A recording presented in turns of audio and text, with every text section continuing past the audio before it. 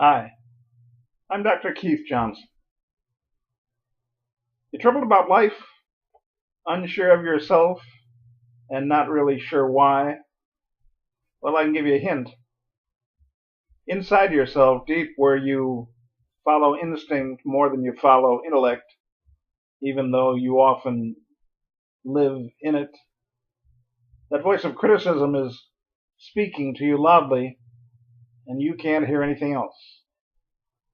And it's saying to you, you're just not good enough to start your own business. You won't succeed if you try to get another job. Your relationship may seem like it's going okay, but it's not going to work. You're never going to get married. You'll never be prosperous. Nobody likes you, and on and on. It's easy and common not to appreciate your own greatness. So I'll tell you what you do. You take that voice of criticism and you tell it to shut up. Stop listening. Listen to me for a minute. You are unique. You carry within yourself a marvelous moving and living machinery that cannot be duplicated by the greatest workers of science, that keeps you alive and makes you what you are, which is different from anyone else on the face of the earth. Each of us unique, and as a result, each of us is great, sacred, more than just a diamond in the rough, but a living, moving, independent, thinking being, and that alone makes you great. Now that maybe you've come to realize how great you are, how unique you really are, maybe it's time to come to some greatness within you and make your life vibrant, fulfilling, exciting, and even satisfying. And I have some suggestions on how you can do that. Number one, reflect on yourself. Hopefully, I just made you think a little bit, knowing your uniqueness. Now you need to realize how sacred your own existence happens to be. Understanding that uniqueness, you need to realize how satisfying life can be if you allow yourself to become fulfilled in your dreams and goals. What do you really want out of life? Why don't you have it? What can you do to get it? What can you utilize the greatness that you have to get the results you're looking for? It is at such a time of reflection that you go past your intellect into your instinct. You have desires and goals for a reason. Now put those desires and goals to work. They're your goals alone, given to you as a part of your uniqueness. You may share some of the same goals with someone else on an intellectual level, but they are only your goals on an instinct level, and only you know how to achieve them. So stop what you're doing and ask yourself, deep inside yourself, what can I do to obtain my goals? What have I always wanted? And when there comes an answer, and there will, follow it. Follow the answer that comes from deep within yourself and watch your life change. Number two, how are your relationships with other people? Are you dependent or independent? Are your relationships helping you to become more dependent or independent? What do you want? Are these people you wish helping you to succeed, or are they assisting you to fail? Any negative, that is to say, there are people around you who want to see you fail because they themselves never succeed and they don't want you to succeed and be better than they are.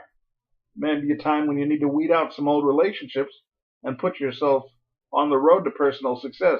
On the other hand, if you've got a good relationship with somebody and they're helping you, you need to nurture that. You need to make yourself a good friend to that person so that the friendship is a win-win situation. Number three, develop a personal plan and never stray. Now, any plan can be a big help to you if it comes from the heart and starts bringing you to what you want to do. And one big problem that people have is they don't make a plan. They don't create a direction. And you need to create a plan if you haven't done it. It doesn't even have to be a long-term plan. Make a plan for the day that will bring you success. Name two things you would like to do today, and don't go to bed tonight until you've done them. Develop a plan for a week, and when you start to stray, go back then and start again. Determine what it is you really want to do in your heart, and dream about those things you could do if you were given the chance. Then, give yourself the chance. Identify the steps you need to make your goals work, and then take those steps one at a time.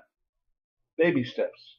Make your first goal easy goals, like hugging your child, or making peace with a husband, or taking the defective merchandise back to the store, or even just calling your mother and saying hello. Then start identifying the more difficult goals and start to take them one at a time. After having practiced accomplishing the easy goals, the more challenging ones will not seem so hard to get.